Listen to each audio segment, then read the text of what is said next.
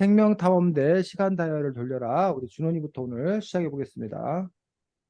네, 제 첫 번째 질문은 이 책에 대해서 알고 있었던 게 있는 것이, 새로 알게 된 게 있는지입니다. 저는 일단 67쪽에 나오는 생문을 새로 알게 되었습니다.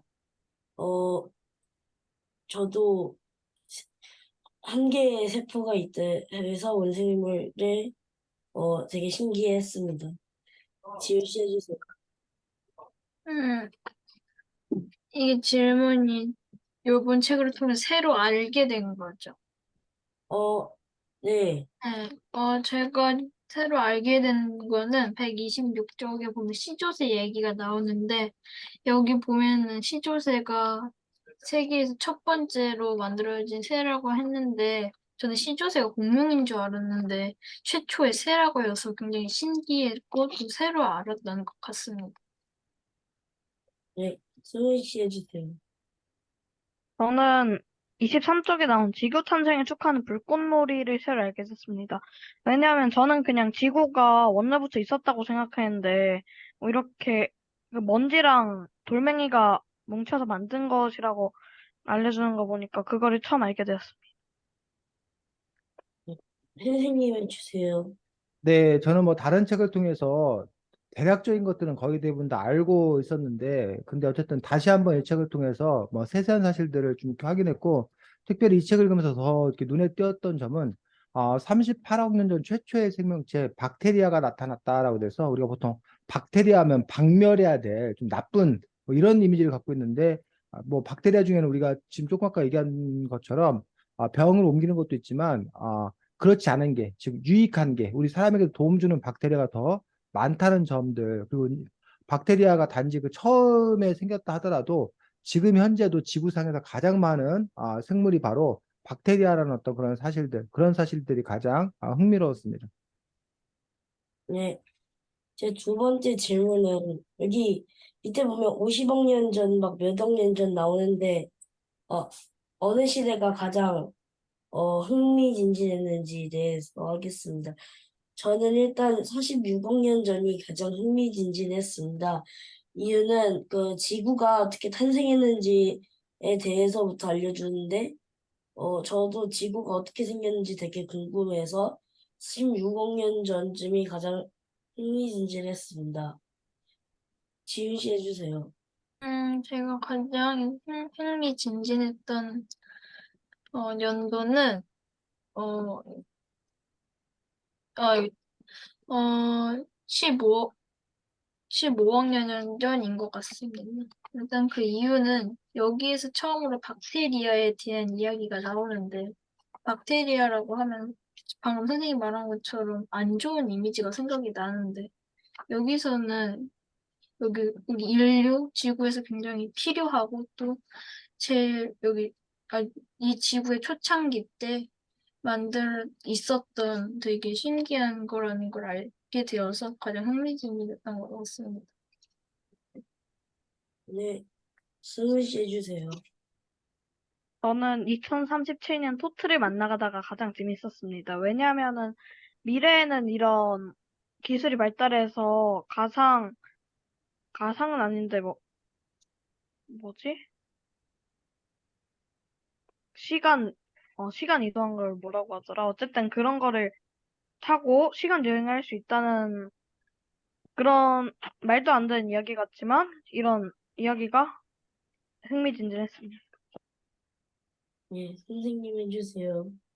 네, 저는 뭐 궁금한 거는 뭐 여러분이 말한 것처럼 우주의 시작 이런 것들이 궁금하고 흥미진진하긴 하지만 또 한편으로 생각하면 그것들이 너무 이렇게 수억 년 동안에 그 진행된 어떤 그런 변화라서 우리 사람이 그 짧은 시간에 가가지고 그거를 체험하고 경험하기를 좀 어렵지 않나라고 생각이 들고 또 그런 시대를 가게 된다면 뭐 살아남지도 못할 거기 때문에 이 책에는 자세히 나와 있지 않지만, 마지막 그 3만 년 전, 이라고 얘기하는 그런 부분들에서, 우리 현생 인류의 처음 시작들, 이런 점들을, 이 책에는 너무 간단히 나왔는데, 어쨌든 그 부분이 더 궁금했습니다.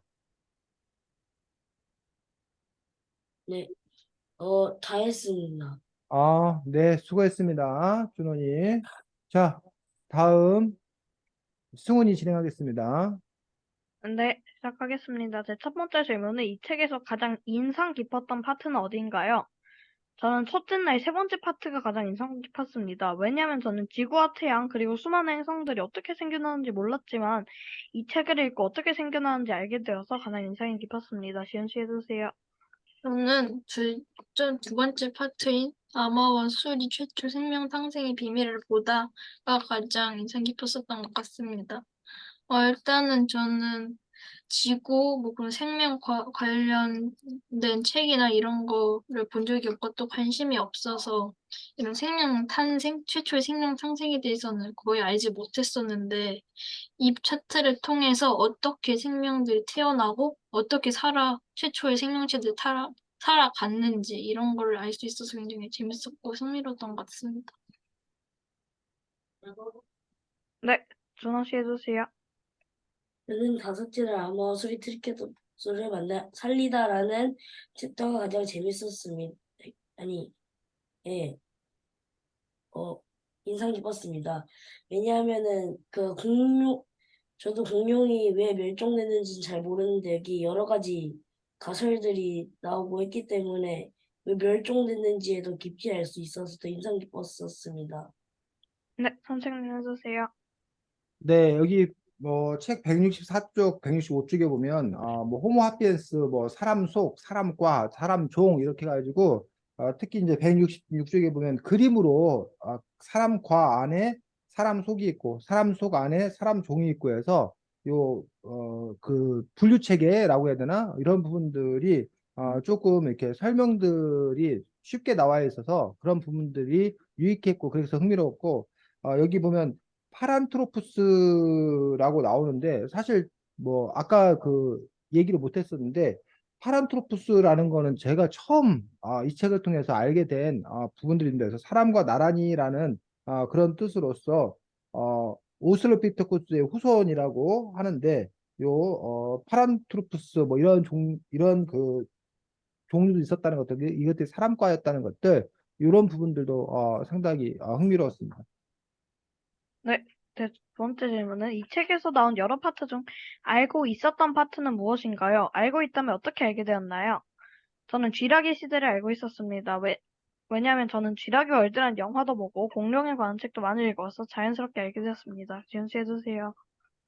네, 저는 파트로는 여기 다섯째 날 아마와 수리 트리케라톱스를 살리다 이 파트에 나온 이 이야기 중에서 일단 첫 번째로는 여기 공룡 시대가 어디 나오니?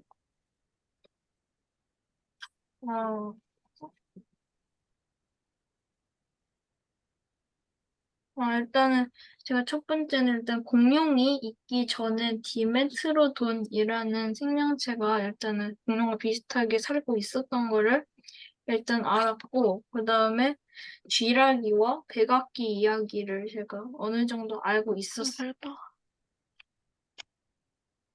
네. 네, 다음 준호 씨 해주세요. 저는 여기 거의 끝부분에 나오는 인류의 탄생에서 오스트랄로피테쿠스라는 존재가 거의 사람의 최초의 인류라는 것을 알고 있었습니다. 네, 선생님 해주세요. 네, 뭐 저는 이제 다니던 시절에 뭐 배운 적도 있었고 그리고 또 이런 책들을 통해서 아까 또 말씀드린 대략 알고 있었는데 근데 사실은 이게 보면 뭐 선 캄브리아대 뭐 캄브리아기 오르도브스 비스기 뭐 실루리아기 뭐 데본기 뭐 이렇게 나오는데 이런 것들이 사실은 그 용어 자체가 너무 낯설고 사실은 제가 별로 이렇게 이쪽 지구과학 쪽 이런 부분들을 별로 안 좋아하다 보니까 이런 단어를 읽을 때만 좀 이렇게 알다 뿐이지 이걸 뭐 외운다던가 이런 게 없어가지고 사실은 자꾸 제가 잊어버리는 그런 경우가 강한데 그나마 이런 용어가 좀 덜한 첫째 날 태양계에서 지구의 탄생, 즉 우주의 탄생에 관한 어떤 그런 부분들은 그나마 좀 더 잘 알고 있지 않았나 싶습니다. 네, 그럼 저는 여기까지 하도록 하겠습니다. 네, 수고했습니다. 다음 지훈이. 네. 여기 생명사람들 시간 다이얼을 돌려라. 이 책의 설정은 2037년에 두 아이가 여기 타임머신 기기를 타고 지구와 생명들에 대해서 공부하고 또 여기 AI 선생님과 함께 그런 걸 AI 선생님 토트와 함께 공부하고 알아가는 그런 내용을 담고 있는데, 이 2037년이 현재 기준으로 14년 이 정도밖에 남지 않았는데, 14년 뒤에 우리도 인류가 이런 기술을 얻어서 14년 뒤에 우리도 이런 타임머신 타고 이런 걸 공부할 수 있을까가 제 첫 번째 질문입니다. 저는 아직 2014년 뒤 2037년이 돼도 이런 타임머신 타고 공부하는 건 힘들 것 같습니다. 일단은 현재 많은 과학자들이 타임머신이라는 것 자체를 만드는 건 불가능하다고 제가 들은 적이 있고, 또, 만약에 만든다고 해도, 이렇게 뭐, 아주 나쁜 사람들이 타임머신을 타고 공룡을 막 죽인다든지, 이런 여러 가지 문제가 있을 것 같아가지고, 저는 이렇게 타임머신을 타고 공부는 힘들 것 같습니다. 네, 배송님 해주세요. 저도 힘들 거라고 생각합니다. 왜냐하면은, 저도 똑같은 이유로 과학자들이 지금은 타임머신 개발은 거의 불가능에 가깝다고 하고, 또 14년이면은 뭐 몇 년 남지도 않았는데 그 정도로 이렇게 타임머신 개발하고 그러는 거는 너무 말이 안 된다라고 생각해서 안 된다고 생각합니다. 네, 최준아님 해주세요. 저도 불가능하다 생각합니다. 왜냐하면 아무리 요즘 현재 기술력이 빠르다고는 하지만 타임머신까지 만들 기술력은 안 되고 만든다 해도 200~3년 정도에 만들어질 것 같습니다. 네, 선생님 해주세요. 저는 가능하다고 생각합니다. 이게 타임머신을 타고 시간 여행을 하는 게 아니라 그 일반적인 다른 책들에서 말하는 그런 타임머신이 아니라 여기 보면 가상현실 세계에서는 이라고 이야기하고 있습니다. 즉, 요즘 많이 발달하고 있는 그 VR 세상에 여러분들이 VR 뭐 기기 같은 걸 쓰고 여러분의 아바타가 그 가상현실의 그 프로그램을 통해서 시간 여행을 떠난다라는 그런 상황 설정은 지금도 얼마든지 그런 프로그램을 만들어 가지고 가상현실 세계의 어떤 그런 여행을 떠날 수 있다고 생각하기 때문에 이게 진짜 가상현실이 아닌 현실 속에서 진짜 타임머신을 타고 과거로 간다라면 여러분들의 의견과 마찬가지로 불가능에 더 가깝겠다라고 판단되지만 여기 나와 있는 것처럼 가상현실 세계 속에서 여러분들이 고대 고생대라든가 뭐 이런 것들을 여행한다라는 것들은 그런 그 결국 그래픽이나 이런 걸 통해서 처리하는 거기 때문에 저는 가능하다고 생각합니다. 네, 두 번째 질문 하겠습니다. 여기 책을 보면은 쥐라기 공원 영화에 대해서 나옵니다. 그리고 그걸 설명해서 아래에 그 영화에서는 이름은 쥐라기 공원이지만 백악기 공룡들과 쥐라기 공룡 둘 다 섞여 있고 오히려 백악기 공룡들이 더 많이 거기 영화에 나온다고 나와 있습니다. 그리고 그렇게 쥐라기 공원이 된 이유는 사람들이 백악기보다는 쥐라기를 훨씬 더 친숙하게 여기기 때문에 쥐라기 공원이 됐다고 는 이야기가 나오는데 그 이야기를 보고 자신이 그 이야기에 대해 알고 있었냐가 제 두 번째 질문입니다. 전 알고 있었습니다. 일단 그 알고 있었던 거는 제 기억으로 쥐라기 공원 1화 시즌 1이었나? 그때 여기 주인공이 그 사실에 대해서 알려준 대사가 있어서 그거가 기억이 나서 알고 있었던 것 같습니다. 배송님 해주세요. 전 모르고 있었습니다. 왜냐면은 저는 그 쥐라기 공원을 본 지 좀 돼가지고 거기 공룡도 책을 읽긴 했지만 백악기랑 쥐라기 그런 거는 구분을 안 해봤기 때문에 잘 모르고 있었습니다. 네, 선생님 최준호님 해주세요. 저는 아예 쥐라기 그 시대 영화를 안 봤기 때문에 모르고 있었어요. 네, 선생님 해주세요. 네, 저도 이런 얘기를 들은 적은 있었던 것 같은데, 저도 사실 이렇게 공룡 영화 뭐 이런 거 별로 안 좋아하기 때문에 실질적으로 뭐 이걸 느낀 적은 없고, 아까도 말씀드렸지만 뭐 쥐락이다, 백악기다 뭐 이런 거를 고등학교 때 처음 배우면서 그거 막 외우고 막 시험 보고 그랬었는데, 그거 자체를 별로 이렇게 흥미를 느끼지 못해가지고 그 구분 자체를 잘 못하다 보니까 뭐 다른 친구들은 이렇게 공룡에 대해서 관심이 엄청 많아가지고 막 이렇게 시대 다 구분도 하고 막 하고 그러는데 저는 공룡에 대한 관심도 거의 없어가지고 그래서 그러다 보니까 아무래도 잘 몰랐습니다. 네. 마지막 질문 하겠습니다. 이 책을 보다 보면은 굉장히 많은 생물, 그리고 그 생물에 대한 이름과 뭐 상식, 그런 거를 굉장히 많이 설명하고 있는데, 이 중에서 가장 인상 깊은 동물이 무엇이냐가 제 마지막 질문입니다. 저는 시조새입니다. 일단 그 이유는 앞에서 말했듯이, 저는 시조새가 당연히 공룡인 줄 알았는데 이 책에서 시조새에 대한 설명으로 공룡이 아닌 세계 첫 새라는 것을 나와서 저는 새로운 상식을 얻은 것 같고 또 새로운 사실이어서 굉장히 재밌어서 가장 인상 깊은 동물이었던 것 같습니다. 이승우님 해주세요. 저도 시조새가 가장 인상 깊었습니다. 왜냐하면 저도 시조새가 진짜 공룡인 줄 알았는데 그게 그 첫 번째 새였다니 그거를 모르는 사실이었고 그걸 알게 돼서 가장 인상이 깊었습니다. 네, 최준호님 해주세요. 네? 네, 아, 준호니. 저도 아까 말했듯이 그 원생 생물이라는 게 가장 신기했습니다. 아까 말했듯이 진핵 생물은 모두 한 개의 세포로 돼 있다는 게 신기했기 때문입니다. 네, 선생님 해주세요. 네, 저는 책 57쪽에 스트로마톨라이트가 오늘날 지구에서 발견되는 가장 오래된 생물 화석이라고 해서 35억 년 전까지 발견되었다라고 해서 사실은 스트로마톨라이트라는 그 화석 자체를 선생님이 이 책을 통해서 처음 또 알게 된 것들 중에 뭐 하나였기 때문에 그리고 이게 보면 뭐 시아노박테리아가 광합성을 처음으로 이렇게 하기 시작했던 뭐 이런 부분들 뭐 이런 얘기도 역시 어쨌든 광합성을 처음 하게 되었다라는 것들이 또 상당히 그 획기적인 중요한 일들이기 때문에 흥미로웠습니다. 네, 여기까지 할게요. 네, 수고했습니다. 자, 지훈이의 질문과 준원이, 승훈이의 질문의 차이가 있어. 어떤 차이가 있을까? 준원이하고 승훈이가 비슷하고 지훈이 질문이 준원이, 승훈이의 질문과는 좀 차이가 있었는데 어떤 차이가 있어? 저랑 응, 승훈이는 응, 약간 알고 있었냐 아니면 모르고 있었냐 그거를 응, 말했던 것 같고 어, 그 지훈이는 응. 뭐가 흥미진진했냐 그런 건가? 자, 물론 지훈이도 마지막 질문은 준원이나 승훈이나 비슷했어.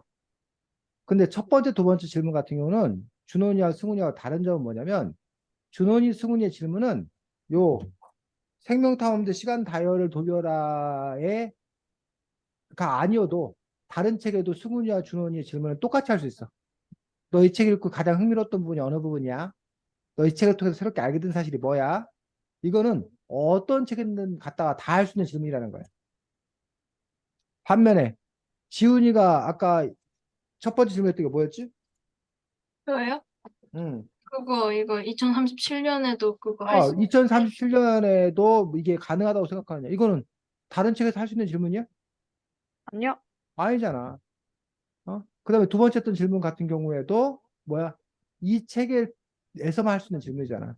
그런 점에서 물론 이제 여러분들이 보편적인 질문을 할 수 있어. 해도 돼. 뭐 중요하기도 하고.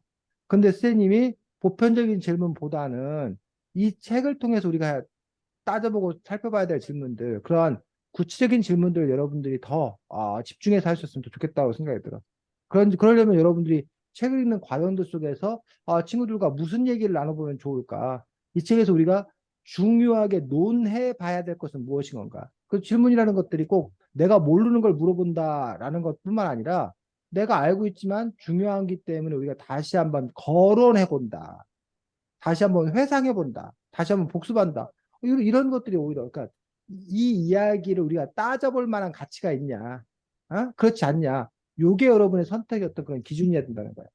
그런 점에서 그 책의 특징을 살려서 여러분들이 진행하고 준비하고 그럴 수 있으면 더 좋겠습니다. 자, 수고했습니다. 이 책은 쌤이 뭐 여러 차례 얘기를 했었는데 여러분이 학교 과학 시간에 이 책 내용의 일부를 학교 과학 시간에 배울 수 있습니다. 근데 초등학교 때는 거의 안 배우고 여러분들이 이 책의 내용을 본격적으로 배우기 시작하는 시기는 중고등학교 시기에 이 책의 내용을 더 이제 본격적으로 배우게 되고 사실 이 책만 여러분이 제대로 잘 읽어도 중고등학교 수준에서 해당되는 그런 부분들을 다 소화할 수 있어. 그런 점에서 이제 어쨌든 여러분들의 학습에도 도움이 되는 책이고, 뭐 꼭 학습에 도움되는 책이라 선택한 게 아니라, 어쨌든, 우리가 가장 기본적으로 우리가 인류인데, 어, 궁금하다는 거야. 처음 시작이 도대체 어떠했는 건가에 대한 궁금함을 갖고 있다는 거야. 그리고 어떻게 변화 발전했는 건가. 이게 이제 전체적인 어떤 생물사라고 얘기해야 되나? 그런 생물의 변천, 지구의 어떤 그런 변화, 이런 것들에 대해서 연대기적으로, 시대적으로 이렇게 나누어서 설명하고 있는 그런 책인 것들을 볼 수가 있습니다. 그래서 그런 전체적인 흐름을 여러분들이 알 수 있었으면 좋겠다라고 생각합니다. 근데 역사도 그렇고, 이 책도 그렇고, 한 가지 난점, 안 좋은 점이 있어. 어떤 점이 안 좋냐? 너무 낯선 용어가 많이 나오더라는 얘기야. 그 얘기는 뒤집어서 말하면 외울 게 너무 많아. 어? 외울 게. 그러다 보니까 여러분이 이게 시험, 지금이 안 그러시지만 나중에 중고등학교 가면 이 내용 갖고 시험 본단 말이야. 그럼 그 열심히 하고 또 뭐 해야 돼? 외워야 돼. 그래서 그나마 외우는 게 좋은 사람들이 있어. 외우는 게 재밌는 사람, 외우는 게 자신 있는 사람이 있어. 그런 사람은 그나마 좀 나아. 근데 어떤 사람들은 외우는 거가 아주 싫은 사람이 있어. 내가 뭘 이해하고, 뭐 이런 건 설득하고, 이런 건 재밌고 좋은데, 그냥 무턱대고 막 외워야 된다고 하면은, 그게 막 잘 안 외워지는 그런 사람도 있지. 그럴 경우는 더더욱 이제 좀 힘들 수밖에 없고, 어쨌든, 우리가 그 어휘라는 거, 용어라는 거는, 자주 접하면 여러분들이 잘 알 수 있게 되는 거예요. 예를 들면 여러분들이 엄마, 아빠, 형 이런 말을 여러분들이 일부러 막 외워야 돼? 아니요. 아니야? 아니야. 근데 엄마, 아빠, 형이란 말을 일부러 외우지 않아도 되는데 사실은 이제 엄마, 아빠, 형이란 말을 여러분 일부러 외운 거야. 엄마, 아빠, 형이란 말을 여러분이 자주 쓸 수 있는 어떤 그런 부분은 여러분이 살면서 그 엄마, 아빠, 형이란 말을 수천, 수만 번 한 거야. 그렇기 때문에 여러분 입에서 특별히 외우지 않아도 자연스럽게 나오는 거예요. 근데 여기 나와 있는 이런 단어들은 여러분들이 수천 수만 번 얘기하지를 않아. 어? 이거 볼 때만 잠깐 얘기하고 기억하는 거야. 그러다 보니까 좀만 지나면 뭐야? 까먹어요. 까먹어, 잊어버려. 근데 이것도 여러분들이 친근감, 친숙감을 가지고서 자꾸 여러분들이 살펴보다 보면 그러면 그 용어가 친근해지고 그러면 자연스럽게 여러분 머릿속에 자리 잡고 그런 부분도 있을 거란 얘기야. 근데 이제 그거를 무지막지하게 그냥 무조건 몰라 왜 그래 시험 본대 라고 외웠을 경우에 이것들이 아, 기억은 되는데 이게 파편적으로 흩어지는 거야. 그래서 구슬이 서말이라도 꿰야 보배다라는 얘기 들어봤어? 네. 어, 구슬이 선말에도 꿰야 보배인데 여기에는 커다랗게 두 가지 재료가 필요해. 뭐하고 뭐? 실이랑 바늘? 실이랑 바늘? 실이랑 바늘만 있으면 구슬을 꿰 수 있어? 실하고 바늘 말고 또 뭐가 있어야 돼? 더 중요한 게. 어? 옷을? 구슬이 있어야지, 구슬. 그래서 구슬과 실이 있어야 된다는 거야. 어? 그런데 여러분들이 아까 말했던 그런 용어들은 구슬이야, 구슬. 파편적인 지식이야. 근데 그거를 여러분들이 전체적으로 이해, 그 구슬들을 꿰는 거야, 꿰는 노력. 그 흐름을 여러분들이 이해하는 어떤 그런 힘들이 필요하다는 거야. 그 두 가지가 한꺼번에 이루어질 때, 비로소 여러분들이 이 책을 제대로 잘 읽었다라고 얘기할 수 있습니다. 자, 이 책은, 이 책의 여기 지금 전체적인 쪽수가 거의 한 170쪽에 이르는 그런 내용의 책이야. 근데 이 책 170쪽에 이르는 내용을 딱 한쪽으로 표현해 놓은 게 있어. 어디? 맨 뒷? 아, 뒷면? 176쪽입니다. 176쪽. 176쪽. 그래서 뭐 여행한 날, 첫째 날, 둘째 날, 셋째 날 이거는 필요 없고, 이건 그냥 재미삼아 되는 거니까. 오히려 중요한 건 뭐? 시기. 자, 시기. 그래서 제일 처음에는 뭐 얘기했어? 제일 처음에 첫째 날 뭐 나와? 태양의 시간. 네, 태양계에서 지구 탄생. 탄생까지 우주의 시작에 대해서 나오더라고요. 그래서 우주의 시작에 나오는데 우리는 우주에 대해서 관심이 있기 때문에 지구의 시작으로 이렇게 끊는 거야. 자, 그 다음에가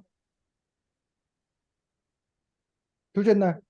한 캄프리아대 시작. 선 캄브리아대나 선 캄브리아대. 그래서 여러분들이 선 캄브리아대가 뭔지 선 캄브리아에 대해서 여러분들이 알아야 되는 거고, 선 캄브리아대가 바로 생명의 역사 대부분을 차지하는 아주 긴 시간이 바로 이 선 캄브리아대. 31억 년부터 시작해서 15억 년 전까지, 그러니까 약 16억 년 정도의 시기가 바로 이 선 캄브리아대 시작이고 선 캄브리아대까지 나오더라는 얘기죠. 성 캄브리아대 다음에 뭐 나와? 고생대. 고생대. 근데 이 고생대가 다시 몇 가지로 나뉘어? 6가지. 어?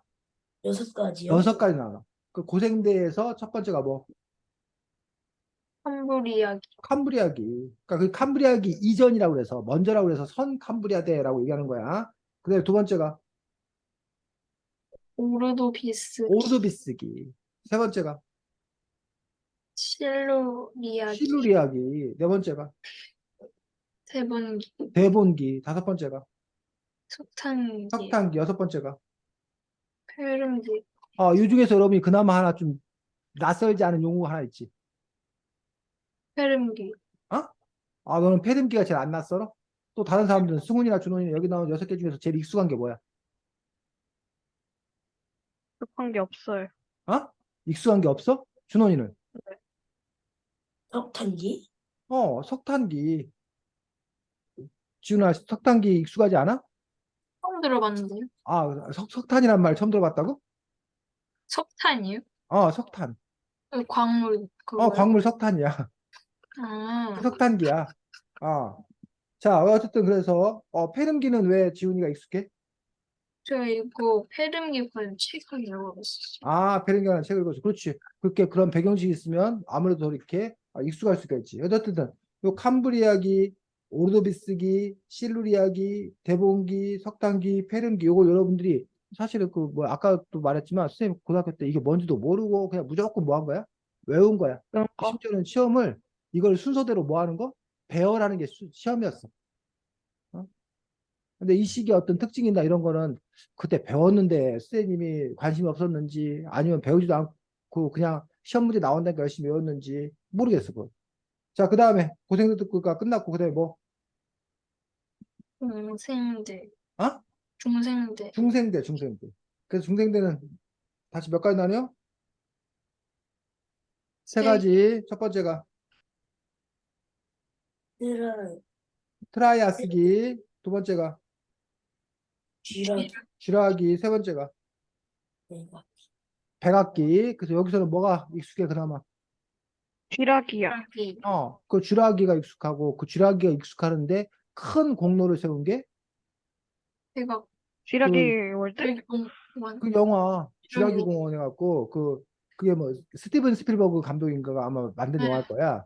그게 아주 그냥 아주 세계적으로 그 화제가 되어서 그래서 이제 공룡에 대해서 친숙해지고 뭐 그 이유는 모르겠는데 어렸을 때 특히 남자 친구들이 뭐 여자 친구들도 중에도 있겠지만 공룡에 대해서 관심을 아주 많이 갖고 그 공룡의 수많은 그 공룡의 이름을 막 술술술 외워갖고 부모로 하여금 우리 애가 천재 아니냐 라고 흥분시킬 정도로 공룡에 대한 걸 많이 알고 또 그 공룡 그 인형이라고 해야 돼 뭐라고 그래 그 뭐라고 어쨌든 공룡 모형 이런 걸 또 막 엄청 많이 갖고 있고 그런 시기를 보낸 경우가 많이 있더라는 거지.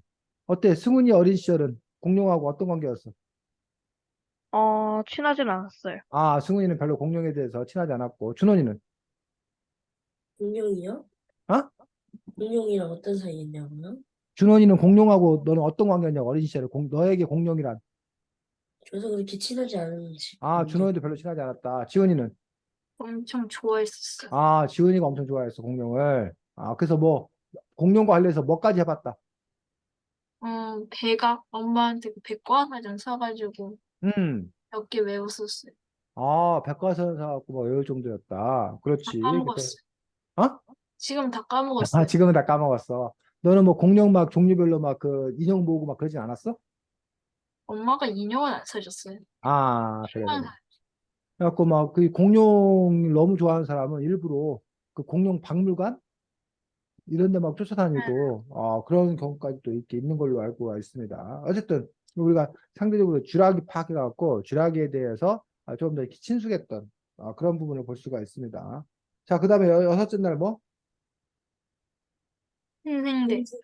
신생대라고 얘기하는 어떤 그런 부분들까지 있는 걸 볼 수가 있습니다. 그래서 요즘에 이제 신생대 갖고 요즘에 이제 인류세라고 해서 우리 인간들이 출연해가지고 인류세에서 이제 이 지구 우주의 역사에 또 한 획을 걷다. 한 획을 걷다라면 우리가 긍정적인 부분을 얘기하는데 아, 나쁜 쪽으로 문제 있는 쪽으로 우리 인간들에 의해서 아주 짧은 기간에 이게 지금 수억 년, 최소한 수천만 년 사이에 이렇게 일어난 일들을 단지 우리 인간이 지구에 출현하는 걸 보통 얼마 정도 잡아? 6천년, 얼마? 6천년 아니에요? 6천 년? 또 다른 사람들은 인류가 보통 지구에 출현하는 걸 얼마 정도 잡아?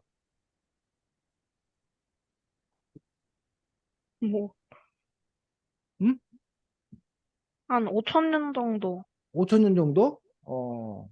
또 준원이는 얼마 한 정도? 6천년 정도로 알고 6천 년 있는데. 정도. 너네는 다 이게 몇천 년 정도 생각하는구나. 물론 이제 인류를 뭘로 보냐에 따라 다른데 현재 인류와 같은 좀 호모 사피엔스 슬기로운 사람이 등장한 게 약 20만 년 전이라고 얘기하기도 하고 아니면 이제 좀 더 위로 올라가고 오스트랄로피테쿠스 뭐 이걸 이제 잡는 사람들은 뭐 200만 년 전 뭐 이렇게 잡기도 하고 그 사람마다 이제 좀 다른데 너네가 아마 잡는 건 아마 역사 시대를 얘기하는 것 같아. 인류가 이제 뭐 뭘 그 기록을 남긴 어떤 그런 시기를 몇천 년 전에 저렇게 잡고 있는 것 아닌가 싶습니다. 근데 어쨌든 그게 어쨌든 몇천 년이라도 몇만 년이라 하더라도 뭐 46억 년 인류 역사에서 2050억 년 얘기했는데 50억 년 지구의 역사에 있어서 어 뭐야 몇 천만 년 전은 극히 짧은 시간이란 극히 짧은 시간. 근데 극히 짧은 시간에 너무나 놀라운 변화를 일으켰기 때문에 그런 점에서 이제 인류 새 뭐 이런 말들도 이제 붙이는 그런 경우를 볼 수가 있습니다. 그래서 어떤 요 큰 흐름을 여러분 머릿속에 일단은 그 쌓아두는 것도 필요하고 두 번째로 이 책의 특징 중에 하나가 바로 그 앞쪽 보겠습니다. 174, 175쪽. 이 책 중간중간에 뭐를 정리해놨어? 어려운 단어. 어, 이 책에서 다루고 있는 용어, 낱말에 관해서 그 낱말 뜻을 이렇게 정리해 놓은 어떤 그런 부분을 보는데, 자, 솔직하게 얘기하겠습니다. 난 이렇게 낱말 용어를 정리한 거를 꼬박꼬박 열심히 다 읽었다. 아니다. 과감하게 패스했다. 준원이 패스했어요. 패스했다. 승훈이 패스했어요. 패스했고, 지훈이 저도 과감하게 패스했어요. 과감하게 패스했어. 그래. 사실 쌤도 패스할 거야. 선생님도 패스할 거야. 이런 부분 나오면.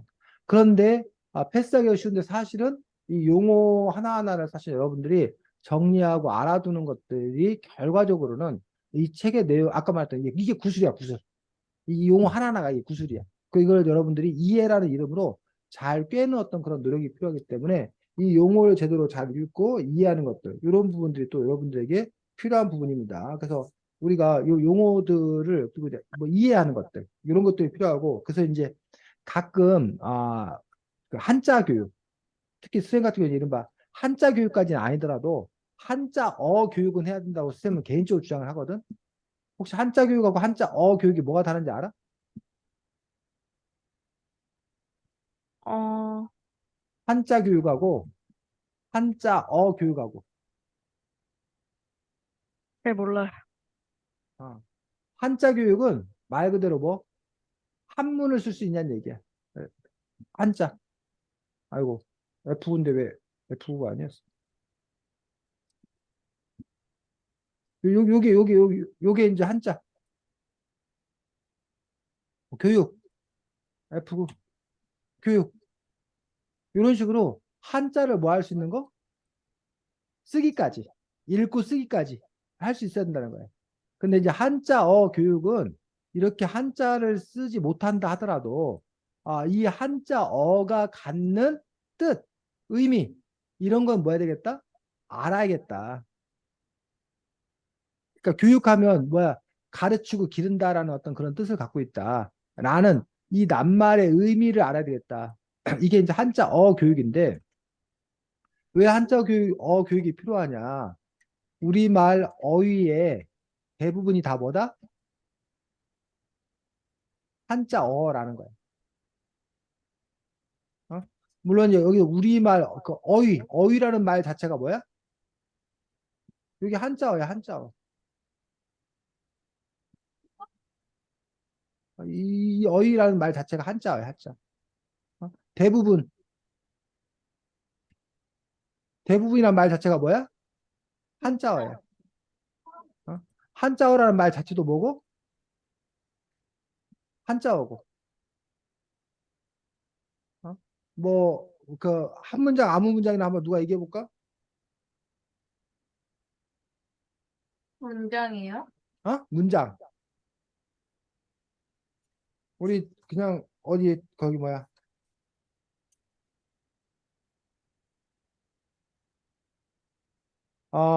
뭐랄까? 지훈이가 남자를 도서관에 가서, 좋아한다. 어? 아니야, 아니야. 책을 읽었습니다. 라고 했을 때 이 중에서 우리말도 있고 한자어도 있다는 얘기야. 여기서 한자어가 뭘까? 도서관, 관? 도서관. 도서관. 또, 책, 어? 책도 책. 한자어야. 도서관에 가서 사실 지훈이도 아마 너 한자어 쓰지 이거. 네, 무슨지 모르겠는데 어쨌든 지훈이도 한자어야. 그러면 우리말은 이가, 가서, 을 읽었습니다. 이게 우리말이라는 얘기예요. 그래서 우리말의 이렇게 대부분이 뭐이다 보니까 이 한자어이다 보니까 이 한자어에 뭘 알아야? 뜻을 알아야. 어? 그래야 우리말을 제대로 잘 이해할 수 있다라는 얘기예요. 그래서 물론 근데 이제 여러분 이렇게 도서관, 책 이렇게 한자로 쓰면 더 좋지. 거기까지 하면. 그건 이제 한자 교육을 그래서 한자 교육을 하면 한자어 교육까지 되니 아예 한자 교육을 실시하자라고 주장하시는 분들이 계셔.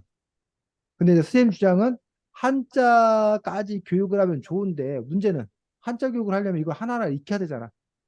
그러려면 시간도 많이 들고 에너지도 많이 든다는 힘들다는 얘기야.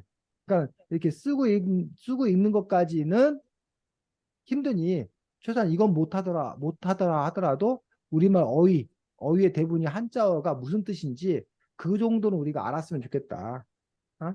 그러면 여러분들이 결국은 우리말의 우리말에 대한 이해 능력이 커질 거다라고 생각을 하는 거예요. 그 까닭은 아까 말했듯이 이런 용어들이 거의 대부분이 다 뭐더라? 한자어인 경우가 많다는 얘기예요. 우리말보다는. 그래서 어휘만 여러분이 제대로 잘 알고 있어도 그 말만 제대로 그 한자어만 제대로 잘 알고 있어도 우리가 짐작할 수 있어. 미루어 짐작할 수 있어. 미루어 짐작. 그 말이 무슨 뜻인지 미루어 짐작할 수 있는 그런 또 장점을 갖는 것도 볼 수 있습니다. 자, 여기 174, 175 쪽에 있는 거 우리 하나씩 잡아갖고 읽어보도록 하겠습니다. 지은이, 승훈이, 준원이 순으로 해서 자기가 한 단어 붙잡아서 읽고 또 다른 단어 또 그다음 사람 붙잡아서 읽고 해서 여기 있는 단어들에 대해서 한번 읽어보도록 하겠습니다. 지은이, 아무거나 해요? 어, 신생대 지금까지 지구의 역사는 크게 네 시대로 나뉘어 그중 네 번째 시대가 신생대야. 지금 우리가 사는 시대가 바로 신생대지. 신생대는 포유류가 크게 번성했어. 자, 신생대에 관해서 몇 가지 정보를 주고 있어. 첫 번째 정보 뭐? 신생대, 네 번째 시대. 지구의 역사 중에 네 번째 시대다. 지구의 역사를 네 개로 나눈 것 중에 뭐다? 마지막이다. 두 번째, 지금 포유류. 우리가 사는 시대. 지금 우리가 사는 시대가 바로 신생대다. 세 번째, 포유류가 포유류가 번성한 시대다. 이렇게 세 가지 정보를 주고 있다는 거, 신생대에 관해서. 그럼 왜 이름이 혹시 신생될 거인지 알아? 신생이 무슨 뜻이야, 신생이? 신생. 새로운, 어? 어, 새로운, 그치. 새로 뭐해? 생겨남. 새로 생겨났다는 얘기지. 그 마지막이니까 과거의 것보다는 새로 생겨났을 거 아니야. 그래서 이름을 신생대라고 이름을 지어놨다는 얘기야. 근데 아마 나중 되면 고민될 거야. 왜?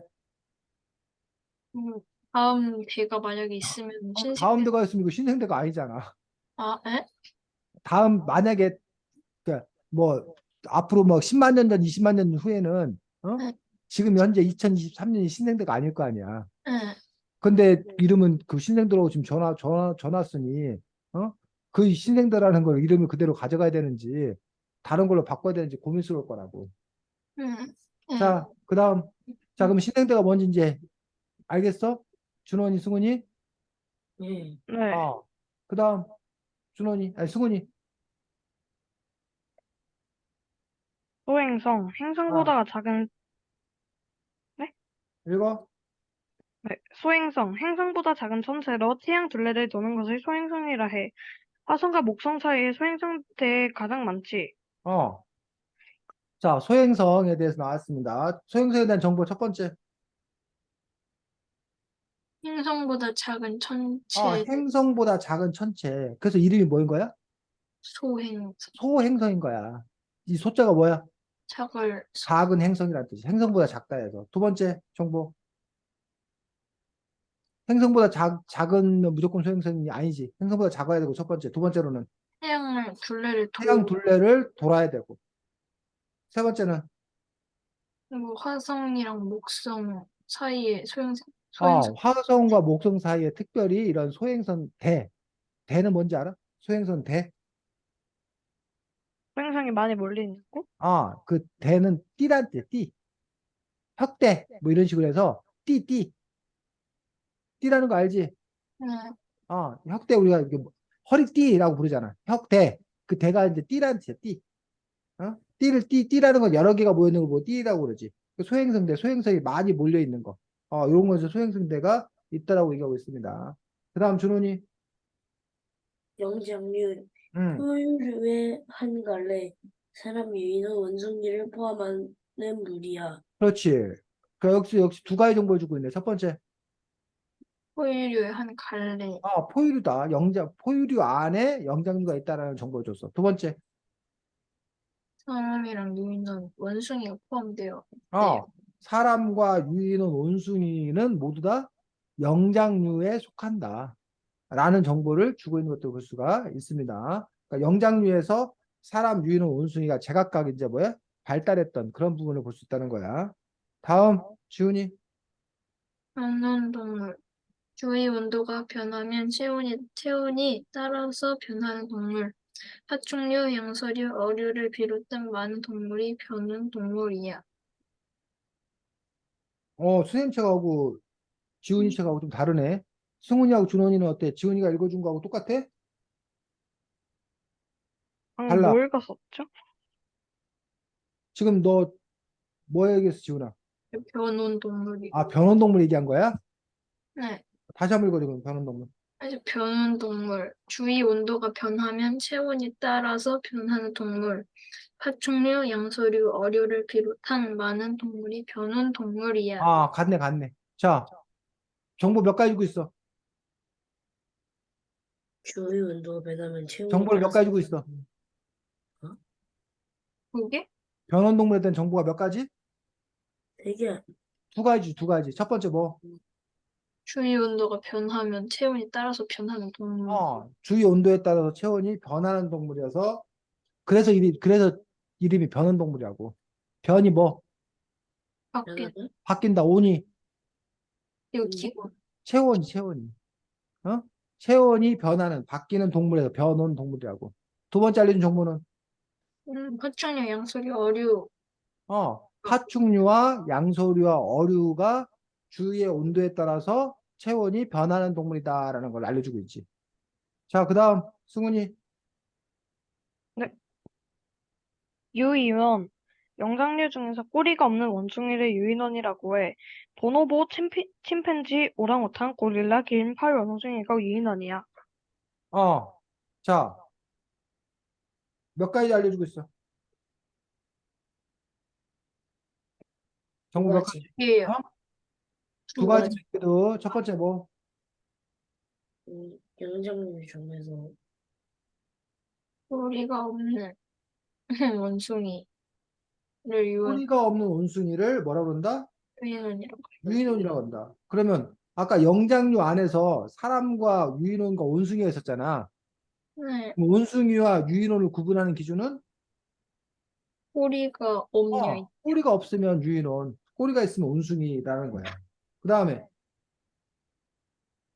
두 번째 정보는 보노보, 침팬지, 오랑우탄, 고릴라, 긴팔 원숭이가 유인원. 보노보나 침팬지나 오랑우탄이나 고릴라나 긴팔원숭이가 유인원에 속한다라고 얘기하고 있는 것들을 볼 수가 있습니다.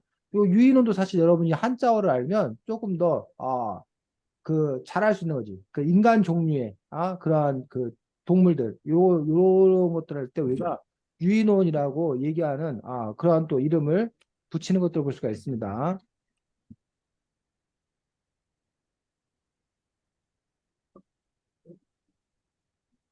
자, 그 다음에 정원동물. 어, 주위 온도와 관계없이 체온이 일정한 범위에서 따뜻하게 유지되는 동물. 조류와 포유류가 정원동물이야. 어떤 과학자들은 파충류의 분류 중에 일부는 정원동물이 있었을 거래. 자, 몇 가지 알려주고 있어. 세 개, 어? 세 개. 세 세 가지 개예요. 알려주고 있어. 첫 번째. 온도와 관계없이 체온이 일정한 범위에서 따뜻하게 유지되는 동물. 그럼 이 정자는 뭘까? 정원동물의 정자는 일정하게? 일정한, 정해져 있는 이런 뜻이지. 오는 온도? 아까 했던 체온, 온도. 체온이 일정한 동물. 그래서 정원동물이라는 얘기야.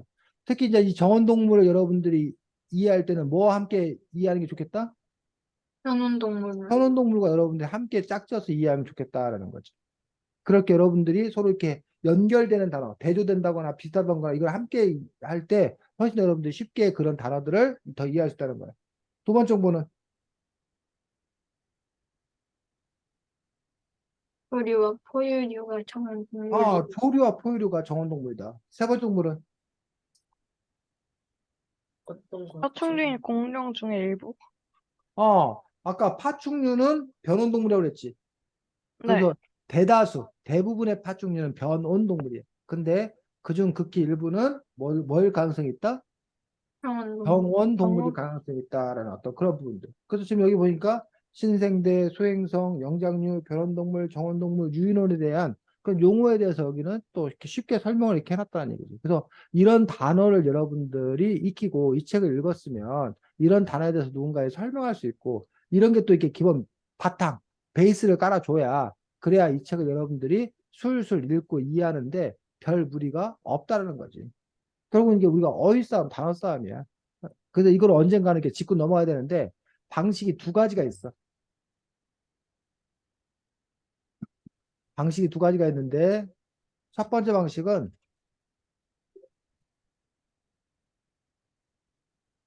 자꾸 뭐 하다 보면 읽다 보면 저절로 뭐 하게 된다? 알게 된다. 많이 접하다 보면 엄마 부르다 보면 어느새 입에 붙어가지고 자동화돼 가지고 그냥 엄마가 튀어나온다는 얘기. 두 번째 방식은 일부러 반복해서 뭐 한다? 말한다? 단기간에 학습한다.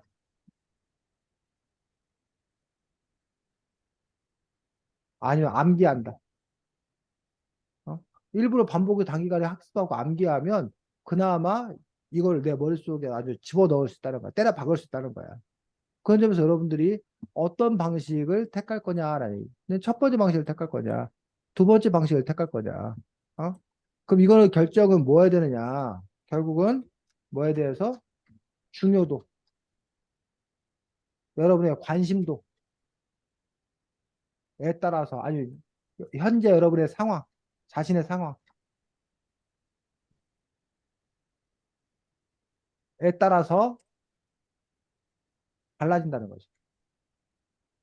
이거 갖고 내일 모레 시험 봐. 그러면 첫 번째 방식 해야 돼, 두 번째 방식 해야 돼? 한 번째. 당연히 두 번째 방식이에요. 내일 모레 시험 보면 이 중요한 거면. 응? 자기가 좋아하는 거야. 그러면 두 번째 가는 거지. 자기가 좋아하는 거면.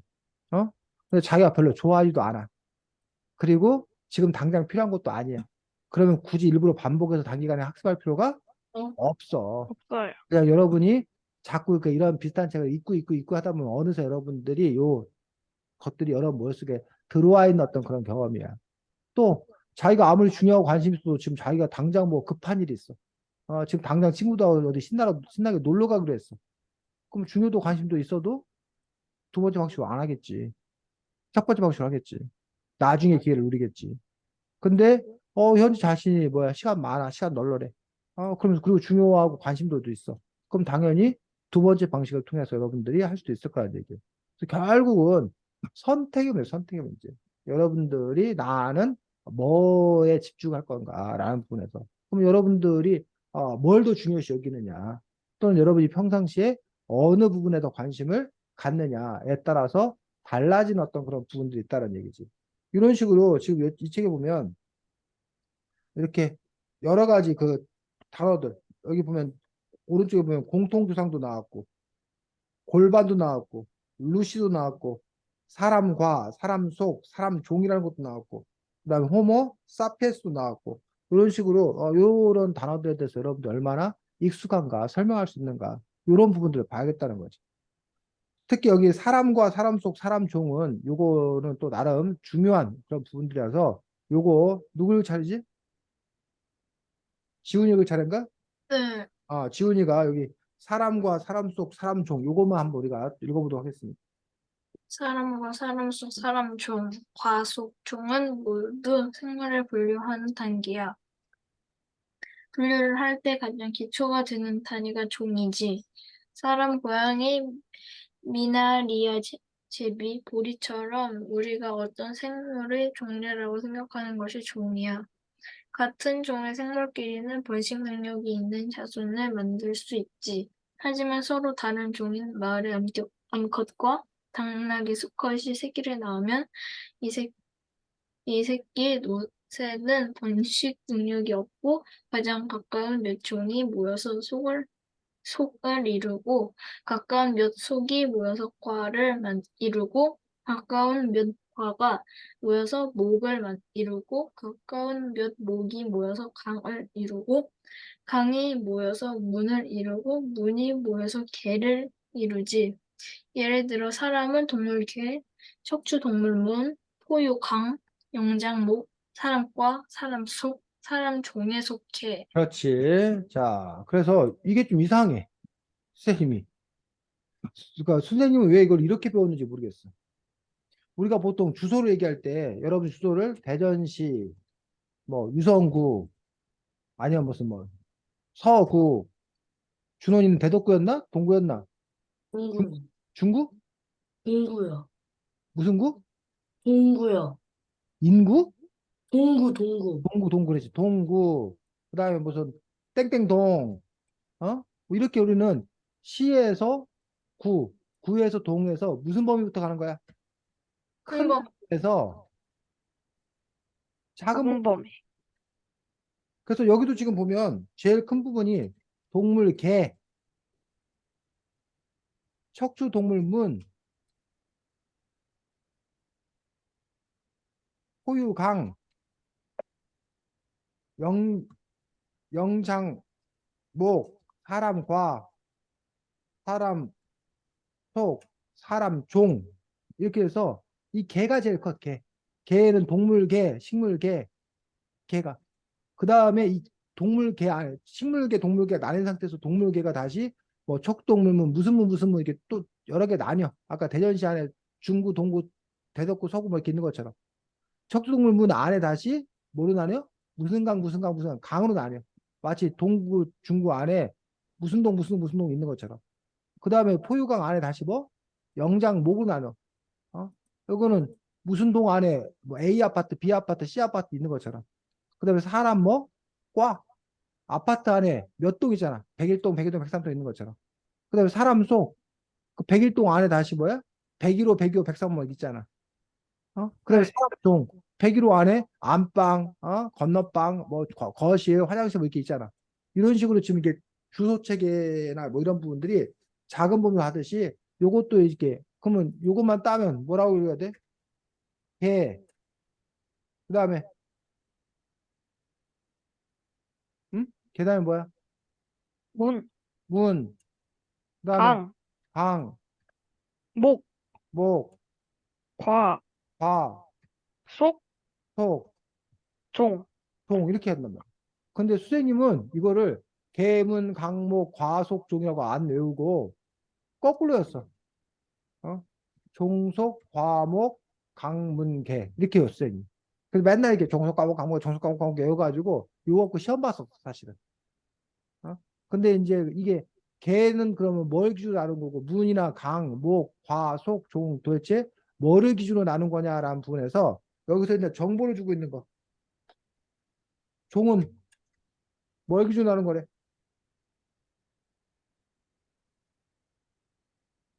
종, 종이냐 아니냐의 제일 중요한 기준이 뭐래? 공이 같은 인물끼리는 서로 자손을 만들 수가 있어요. 어, 뭐야? 번식 능력이 있다는 거야. 같은 종이면 둘이 결혼해가지고 뭐야? 새끼를 낳을 수 있어. 그래야 그걸 뭐라고 그런다? 같은 종이라고 그래. 됐니? 근데 여기 네. 보니까 말의 암컷과 당나귀 수컷은 말의 암컷과 당나귀 수컷은 새끼를 낳을 수 있어. 뭘 낳았어 지금? 놓으세요. 노새. 노새를 낳았다고 노새를. 근데 문제는 근데 이걸 같은 종이라고 안 해. 왜? 왜 같은 종이를 안 할까? 말의 번, 암컷하고 당나귀 수컷하고 해서 어, 새끼를 낳았더니 노새라는 새끼를 낳았어. 그럼 이게 번식 능력이 있는 거 아니냐? 그러니까 말하고 당나귀하고 같은 종 아니냐라고 주장하는데 아니야. 말과 당나귀는 다른 종이야 그런단 말이야. 왜?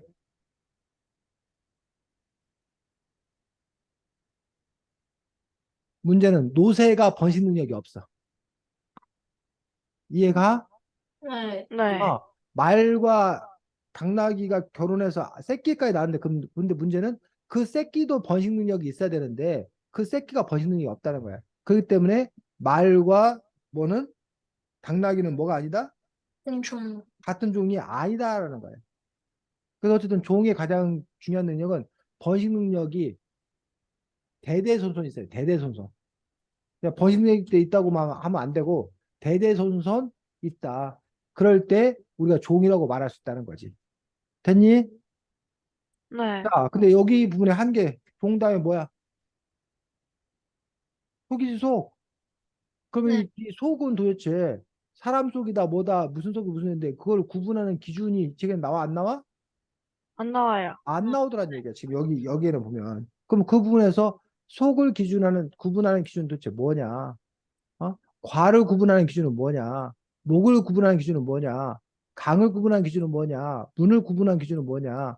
개를 구분하는 기준은 뭐냐? 사실 여러분이 그런 부분에서 의문을 품고 그걸 찾아가서 여러분들 이해해야 되는 어떤 그런 작업이 필요하다는 거예요. 그리고 당연히 종속 과목 강문계 아니면 계문 강목 과속종을 여러분들이 뭐 해야 돼? 그게 구슬이기 때문에 이거 외워야 돼, 외워야 돼. 그리고 여러분들 이런 아까 쌤이 주소 체계를 얘기하면서 이런 주소 체계와 비슷한 거구나 라고 여러분들이 뭐야 이해해야 되고 이 두 작업이 한꺼번에 이루어질 때 우리가 비로소 이 책을 제대로 잘 읽었다라고 얘기할 수 있다는 거야. 자, 그러면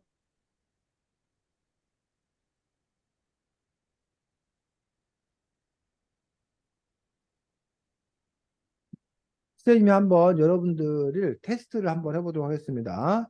자, 아까 조금 아까 지훈이가 읽었으니까 승훈이부터 유대류. 승훈아. 네. 유대류요? 승훈이. 유대류. 그게 어딨죠? 아유, 그걸 알려주면 안 돼, 선생님이. 그거 보고 네가 읽어줄 거 아니야. 유대류가 뭐야? 아는 대로 얘기해봐, 유대류.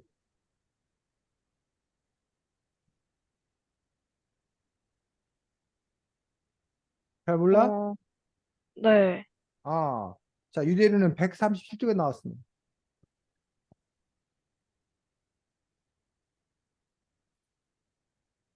아, 자, 유대류가 뭐래? 원시적인 포유류의 한 갈래. 미숙한 채로 태어난 새끼는 한동안 어미 배에 있는 주머니 속에서 젖을 먹고 자라지. 어미 배에 있는 주머니 속에서 젖을 먹고 자라지. 그럼 유대류 중에 대표적인 게 누구겠어? 사람? 사람? 근데 사람이 사람? 있는데 엄마 배가 있어갖고 엄마 배 주머니가 있어서 사람이 어, 엄마 배 주머니에서 젖 먹고 자라? 아, 캥거루. 캥거루. 어? 뭐? 캥거루. 캥거루, 캥거루. 캥거루가 아, 대표적인 유대류야. 그러니까는 캥거루하고 사람의 차이는 뭐야? 캥거루하고 사람의 차이는 안 끝났어? 아, 뭔데? 캥거루와 사람의 차이는 뭐야? 어, 캥거루하고 사람 둘 다 새끼를 낳지. 네. 네, 근데 사람은 바로 그냥 젖을 먹고 자라는 거야. 근데 캥거루는 네. 새끼를 낳은 다음에 다시 그걸 다시 뭐 하다가 다시 배에다가? 어미 뱃속 어미 주머니에다 다시 집어넣어. 그래서 거기서 뭐 한다는 거야? 젖을 키워요? 먹고 키운다는 거야. 그러니까는 사람으로 치면 뭐 별로 뭐라고 해야 되나? 미숙아라고 들어봤어? 미숙아? 네. 네. 아, 미숙아가 뭐야? 장애나 이렇게 몸이 좀 불편한 애기? 보통 우리 못 사람이 자라서 나오네? 엄마 뱃속에서 10달 동안 보통 있다가 나온다고 그러잖아. 그런데 10달을 채우지 못하고 뭐 팔싹둥이다. 그럼 8개월 만에 나온 거야. 칠싹둥이다. 그러면 7개월 만에 나온 거야. 그러면 7개월이나 8개월 만에 나온 친구들 중에는 이게 혼자서 독립적으로 살기에 제대로 그 기관이 성숙하지 않은 거야. 그러니까 그 친구들을 우리가 어디다 집어넣는지 알아, 혹시? 인큐베이터 들어봤어? 네. 아, 네. 인큐베이터에다가 넣어놓고 그 인큐베이터에서 그 아이를 키워. 몇 개월 동안. 그거 나와서 인큐베이터에서 어느 정도 일정 기간이 자란 다음에 다시 뭐 한다는 거야. 세상 속에 이제 독립적으로 나와서 이제 엄마 젖 먹고 이제 자랄 수 있도록 한다는 얘기지. 그럼 여기 이 유대류는 결국 뭔 거나 마찬가지야. 이 새끼 낳아서 인큐베이터 넣는 거나 마찬가지라는 얘기야. 그러니까 근데 사람들은 대부분 10달 만에 태어난 경우가 많고 이런 팔삭둥이나 칠삭둥이 이런 경우는 드문 그런 경우인데 유대류는 애당초 처음부터 뭐라는 거야. 이렇게 미숙하게 태어나는 경우가 대부분이라는 거지. 그래서 엄마 뱃속에서 자라게 한다는 거지. 그러면 이제 여러분이 조금 더 이제 궁금하고 잘 안다라면 그럼 도대체 왜 유대인은 이러한 방식을 택할까? 이러한 방식을 택하는 이유가 뭘까? 이런 부분에 대해서 여러분들이 한번 고민을 해 봐야 된다는 거지. 알아봐야 된다는 거지. 그래서 동물들 나름대로 다 그 번식하는 방법이 있고 그 번식하는 방법 어떤 거는 알로 낳고 어떤 건 새끼로 낳고 어떤 거는 낳자마자 그 애가 잘 자라 막 독립적으로 생활하고 어떤 거는 낳았는데 한참 동안을 부모가 돌봐줘야 되고 근데 그런 부분에 있어서 이것들이 다 나름의 이유가 있다는 얘기야. 그런 그 방법을 택하고 있는 그런 전략적인 이유가 있다는 거지. 그래서 그런 걸 여러분들이 또 비교해 가면서 안다라면 의미가 있지 않을까 싶습니다. 어쨌든 이런 단어를 여러분들이 제대로 잘 익히면서 이 책을 읽었을 때 이 책에 대한 어떤 그 의미가 더 커진다라고 생각을 합니다. 자, 그 다음에 우리 준원이 이건 수쌤도 모르는 말이네. 자, 척삭이 뭐야? 척삭. 준원아, 혹시 척삭 기억나? 썩이요? 알아? 예? 척삭. 족삭 잘 몰라, 알아? 몰라요. 몰라. 104쪽에 나오네, 104쪽. 104쪽 찾아서 한번 읽어보겠습니다. 선생님도 잘 몰랐어. 누가 선생님 보고 척삭이 뭐예요? 그러면 모른다 그럴 거야. 척삭이 뭐야? 원시적인 등뼈예요. 원시적인 등뼈라는 거야. 그래서 척추동물의 알에서 처음 자라는 어린 것들은 등뼈가 될 부분에 척삭이 먼저 나타났다가 나중에 그것이 뭘로 발전한다? 등뼈로 척추? 발달한다라고 돼 있어. 척추로 발달한다. 그래서 우리가 척추는 보통 알잖아, 우리가. 등뼈, 네. 척추는. 근데 이 척추 중에서 척삭은 원시적인 등뼈고 특별히 그 알에서 처음 자라는 어린 것들은 등뼈가 될 부분에 척삭이 먼저 나타난다는 그러니까는 알에서 처음 자라는 거. 그 누구 척추동물 중에서 알에서 처음 자라는 거 누가 이런 게 있어? 닭? 척추동물 중에서 알에서 아닌가? 태어난 거. 뭐?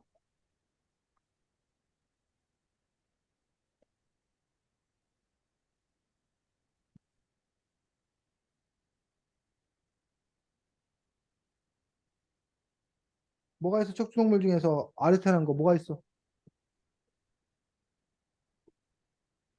알 낳는 동물 너네 알고 있는 거 많잖아. 어류?